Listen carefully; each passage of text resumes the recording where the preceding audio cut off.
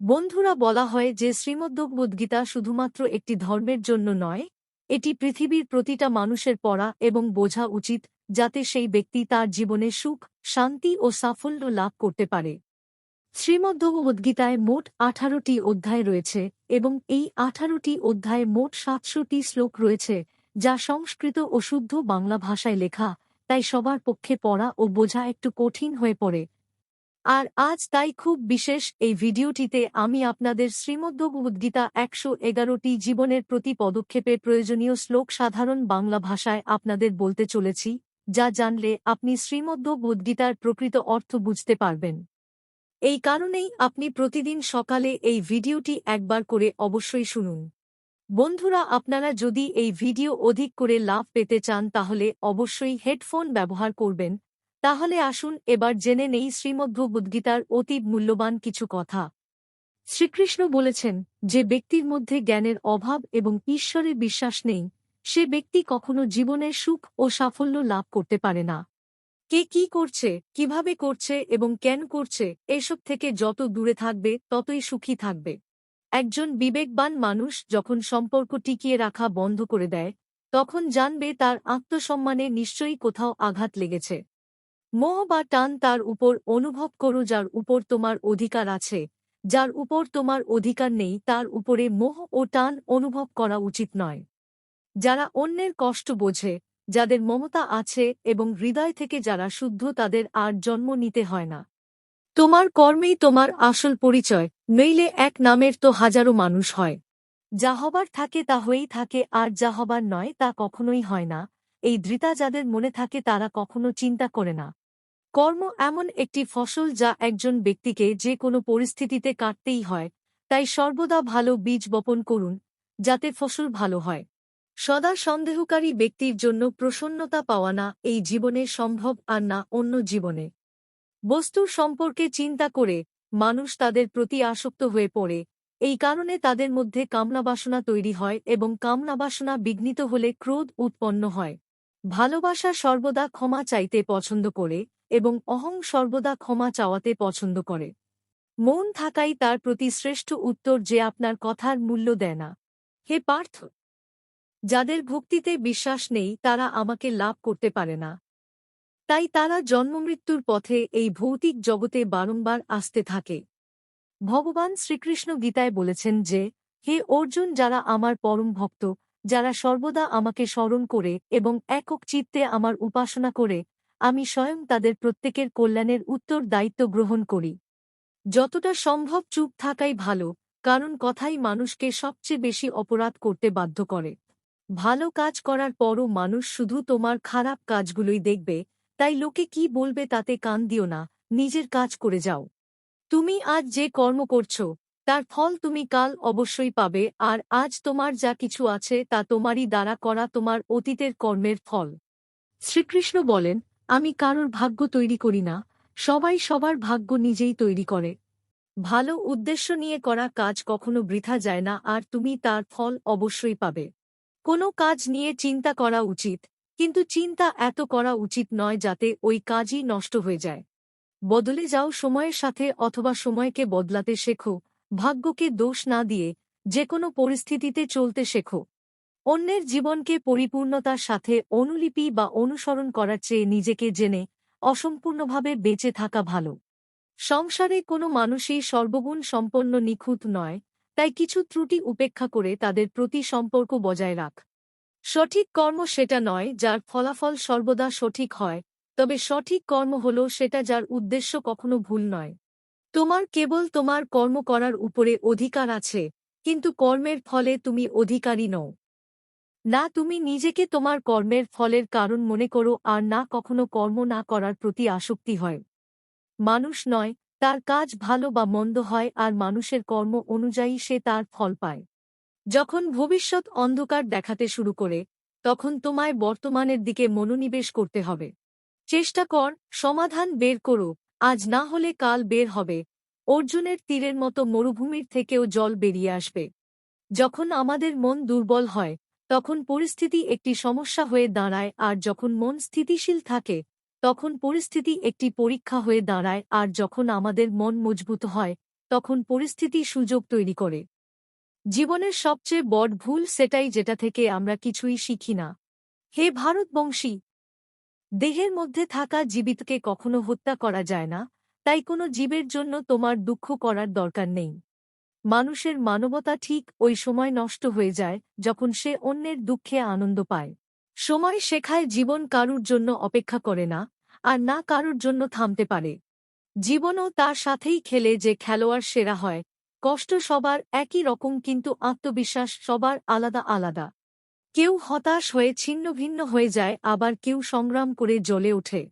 মানুষকে তার কর্মের সম্ভাব্য ফলাফলের দ্বারা প্রাপ্ত জয়পরাজয়, লাভ-ক্ষতি, সুখ-দুঃখ ইত্যাদির সম্ভাব্য পরিণতি ভেবে চিন্তাগ্রস্ত হওয়া উচিত নয়। তুমি যদি তোমার ভুল থেকে কিছু শেখো তবে ভুলগুলি হবে তোমার সিঁড়ি, আর তুমি যদি না শেখো তবে ভুলগুলো সাগর হয়ে যাবে। সিদ্ধান্ত তোমার উপরে উঠবে নাকি ডুববে। মানুষের উচিত ফলাফলের চিন্তা না করে লোভলালসা ছাড়াও নিঃস্বার্থ ন্যায়পরায়ণ হয়েও তার কর্তব্য পালন করা। যেমনভাবে আলোর জ্যোতি অন্ধকারে চকমক করে, ঠিক তেমনি সত্য চকমক করে, তাই মনুষ্যকে সর্বদা সত্যের পথেই চলা উচিত।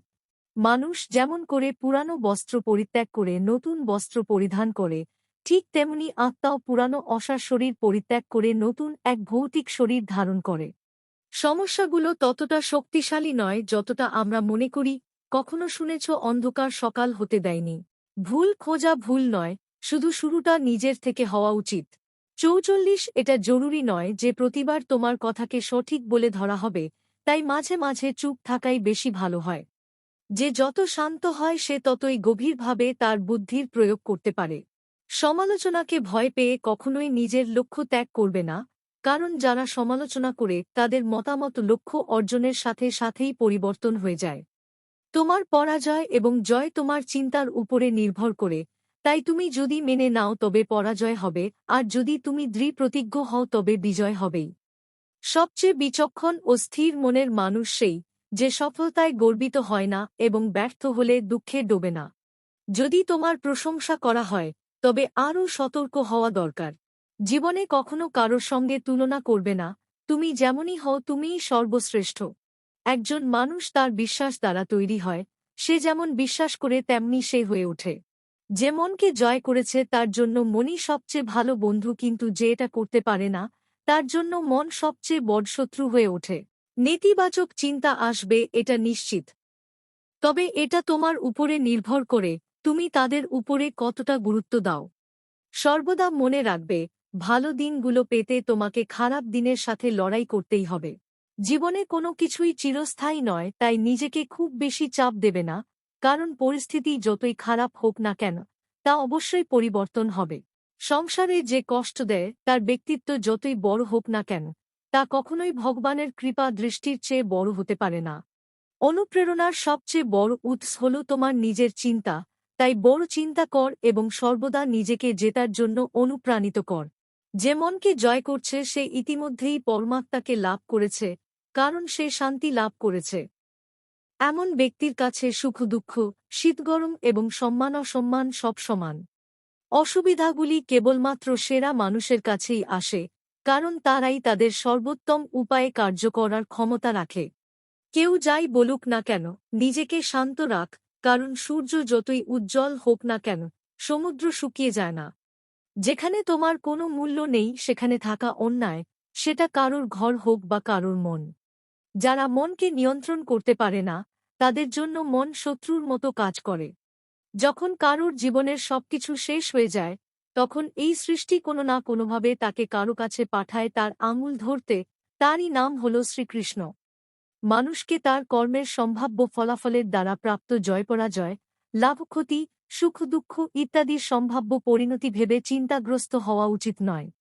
জলে ভাসমান নৌকাকে যেমন ঝড়ের আঘাতে তার লক্ষ্য থেকে দূরে নিয়ে যায়, ঠিক তেমনি আনন্দ মানুষকে ভুল পথে নিয়ে যায়। আত্মা তার পুরানো শরীর ঠিক সেইভাবেই ত্যাগ করে যেভাবে মানুষ তার পুরানো বস্ত্র খুলে নতুন বস্ত্র পরে। সময়ের আগে প্রাপ্ত জিনিস তার মূল্য হারায় এবং সময়ের পরে প্রাপ্ত জিনিস তার গুরুত্ব হারায়। যারা বুদ্ধি ত্যাগ করে আবেগে ভেসে যায়, সবাই তাদের বোকা বানাতে পারে। পৃথিবীর সামনে যে জেতে শুধু সেই বিজয়ী হয় না, যে জানে কোন সম্পর্কের সামনে কখন কোথায় হারতে হবে, সেও বিজয়ী হয়। হে অর্জুন, একজন ব্যক্তি যা ইচ্ছা তাই হতে পারে যদি সে অবিরত বিশ্বাসের সাথে কাঙ্ক্ষিত জিনিসের উপরে ধ্যান করে। নিজেকে কখনো দুর্বল মনে করো না, পড়ে গেলে ওঠার চেষ্টা করো, লড়াই করো, পূর্ণ নিষ্ঠার সাথে তোমার দায়িত্ব পালন করো, বাকি সব আমার উপরে ছেড়ে দাও। তোমার কষ্টের জন্য পৃথিবীকে দোষারোপ করো না, তোমার মনেকে বোঝাও, তোমার মনের পরিবর্তনই আনবে তোমার দুঃখের সমাপ্তি। তোমার নিজের ইচ্ছার শক্তির মাধ্যমে নিজেকে নতুন আকার প্রদান কর। কখনো নিজেকে নিজের ইচ্ছার দ্বারা অপমানিত করো না। ইচ্ছা তোমার পরম বন্ধু হতে পারে, আবার পরম শত্রু। সময় কখনো সব সময় এক সমান থাকে না। তাদেরও কাঁদতে হয় যারা অকারণে অন্যকে কাঁদায়। প্রতিদিন ভালো নাও হতে পারে, কিন্তু প্রতিদিনের মধ্যে অবশ্যই ভালো কিছু থাকে। ধৈর্য ধরো, জীবনে কখনো কখনো ভালো ফল পেতে তোমাকে সবচেয়ে খারাপ সময়ের মধ্য দিয়ে যেতে হবে। কান্না থামাও, নিজেই নিজের সমস্যার সাথে লড়াই করতে শেখ, কারণ যারা সঙ্গ দেয় তারাও শ্মশান পর্যন্তই সঙ্গ দিতে পারে, তারপরে নয়। সময় যখন বিচার করে তখন সাক্ষীর প্রয়োজন হয় না। নিজের উপর বিশ্বাস থাকাটা খুব জরুরি, কারণ আমরা আমাদের পথে নিজেরাই চলি। তোমার বিশ্বাস একটি পাহাড়কেও নাড়াতে পারে, কিন্তু তোমার মনের সন্দেহ আরেকটি পাহাড়কে তুলে দাঁড় করাতে পারে না। মন অশান্ত হলে মনকে নিয়ন্ত্রণ করা কঠিন হয়ে যায়, তবে অনুশীলনের মাধ্যমে মনকে নিয়ন্ত্রণে আনা সম্ভব। অহংকার আর সংস্কারের মধ্যে পার্থক্য আছে। অহংকার অন্যের মাথা নত করে খুশি হয়, সংস্কার স্বয়ং মাথা নত করে খুশি হয়। সেবা সবার করো, কিন্তু আশা কারুর কাছে রেখো না, কিন্তু সেবার প্রকৃত মূল্য একমাত্র ভগবান দিতে পারে। যখন সত্য ও অসত্যের মধ্যে লড়াই হবে, তখন সত্য একা এসে দাঁড়াবে এবং অসত্যের বাহিনী দীর্ঘ হবে, কারণ অসত্যের পিছনে থাকবে মূর্খদের বিশাল বাহিনী। শব্দগুলো কেবলমাত্র এই পরিমাণে বলা উচিত যে তোমার যদি সেগুলো ফিরিয়ে নিতে হয় তবে তুমি অসুবিধায় যেন না পড়ো। একা থাকা তোমায় এটা শেখায় যে আসলে তোমার নিজেকে ছাড়া আর কিছুই নেই। যখন পরিবারের সদস্যদের অপ্রীতিকর মনে হয় এবং অপরিচিতদের নিজের মনে হয়, তখন বুঝে নেবে ধ্বংসের সময় শুরু হয়ে গেছে। রেগে গেলে চিৎকার করতে শক্তি লাগে না, রেগে গেলে চুপ থাকতে অনেক শক্তি লাগে। যা তোমার তা তোমার হয়েই থাকবে, সারা বিশ্ব সংসার এক হয়ে গেলেও তা ছিনিয়ে নিতে পারবে না। একটি উপহার প্রকৃত এবং পবিত্র তখনই হয় যখন তা হৃদয় থেকে সঠিক সময়ে ও স্থানে সঠিক ব্যক্তিকে দেওয়া হয়, আর যখন উপহার দানকারী ব্যক্তির হৃদয়ে সেই উপহারের বিনিময়ে কিছু পাওয়ার আশা থাকে না। তুমি যদি জীবনে খুশি হতে চাও তবে তোমার কি আছে তার দিকে বেশি মনোযোগ দাও, অন্যদের কি আছে সেই দিকে নয়। তোমাদের সমস্ত কষ্ট সেই দিনই শেষ হবে যখন তোমরা বিশ্বাস করবে যে তোমাদের সমস্ত কাজ ভগবানের ইচ্ছায় হয়। যে ব্যক্তি পরিষ্কার এবং সোজা কথা বলে, তার কথাবার্তা অবশ্যই কঠোর, কিন্তু সে কখনো কাউকে ঠকায় না। প্রতিকূলতায় ধৈর্য, সমৃদ্ধিতে দয়া এবং সংকটে সহনশীলতা মহান মানুষের বৈশিষ্ট্য। স্বর্গ লাভ করে বহু বছর সেখানে বসবাস করার পর একজন ব্যর্থ যোগী আবার ধার্মিক ও সমৃদ্ধ পরিবারে জন্মগ্রহণ করে। এই সংসারের দুই প্রকারের ব্যক্তিরা স্বর্গের উপরে দরজা পায়: এক, যারা ক্ষমতাবান হয়েও ক্ষমা করা জানে, আর দুই, যারা স্বয়ং দরিদ্র হওয়া সত্ত্বেও দান করে। প্রেম শরীর বা সৌন্দর্য দেখে হয় না, প্রেম হৃদয় থেকে আসে। যেখানে দুটি হৃদয় মিলিত হয়, সেখানেই ভালোবাসার জন্ম হয়। কোনো ব্যক্তিকে ভালোভাবে না জেনে অন্যের কথা শুনে তার সম্পর্কে কোনো অনুমান করা বোকামি। যদি শুদ্ধ মনে কিছু চাওয়া হয়, তা ভগবান যা ভাগ্যে আছে তার চেয়েও বেশি দেন। সৌন্দর্য নির্ভর করে তোমার দৃষ্টিকোণের উপর। কেউ কাঁদায় ফুটে থাকা পদ্ম দেখে প্রলুব্ধ হয়, আবার কেউ চাঁদেও দাগ খুঁজে পায়। যা হয়েছে তা ভালোই হয়েছে, যা হচ্ছে তা ভালোই হচ্ছে, যা হবে তা ভালোই হবে। আমার তোমার ছোট আর আপনপুর মুছে ফেলো মন থেকে, তারপর সবকিছু তোমার হবে আর তুমি সবার হবে। যখন বিনাশ প্রারম্ভ হয়, তখন তা শুরু হয় বাণীর উপর নিয়ন্ত্রণ হারানো থেকে। জীবনের শেষ বলে কিছু হয় না, আমাদের জন্য সবসময় একটি নতুন শুরু অপেক্ষা করে। উত্থান হঠাৎ কারো হয় না, সূর্য ধীরে ধীরে উদিত হয় এবং উপরে ওঠে। যার ধর্ম ও তপস্যা আছে, সেই পৃথিবীকে আলোকিত করে। যা ভালো তা গ্রহণ করুন এবং যা খারাপ তা বর্জন করুন, তা চিন্তা, কর্ম বা মানুষ যাই হোক না কেন। মন্দ বড় হোক বা ছোট হোক, সব সময় ধ্বংস ডেকে আনে, কারণ নৌকার গর্ত ছোট হোক বা ভালো, তা নৌকাকেই ডুবিয়ে ছাড়ে। আমি ব্যক্তিগতভাবে আমার পরম ভক্তদের কল্যাণের দায়িত্ব নেই, যারা সর্বদা আমাকে স্মরণ করে বা শুদ্ধ মনে আমাকে পূজা করে। যে দান বিনা সৎকারে কুপাত্রকে দেওয়া হয় সেই দানকে তমস দান বলা হয়। পরিবার বা সমাজ দুটোই ধ্বংসের পথে চলে যায় যখন জ্ঞানী ব্যক্তি নীরবতা পালন করে আর অজ্ঞানী বলতে থাকে। হে অর্জুন, যে ব্যক্তি পূর্ণ বিশ্বাসের সাথে কোনো দেবতার পূজা করতে চায়, আমি সেই দেবতার প্রতি তার বিশ্বাস দৃঢ় করে দিই। তুমি ফিরে যেতে পারবে না আর শুরুকে পরিবর্তন করতে পারবে না, কিন্তু তুমি যেখানে আছো সেখান থেকে শুরু করতে পারো আর শেষকে অবশ্যই পরিবর্তন করতে পারো। যখন আশা ভঙ্গ হতে শুরু করে আর কোনো পথ দেখা যায় না, তখন অবশ্যই একবার শ্রীমদ্ভগবদ্গীতার আশ্রয় নেবে।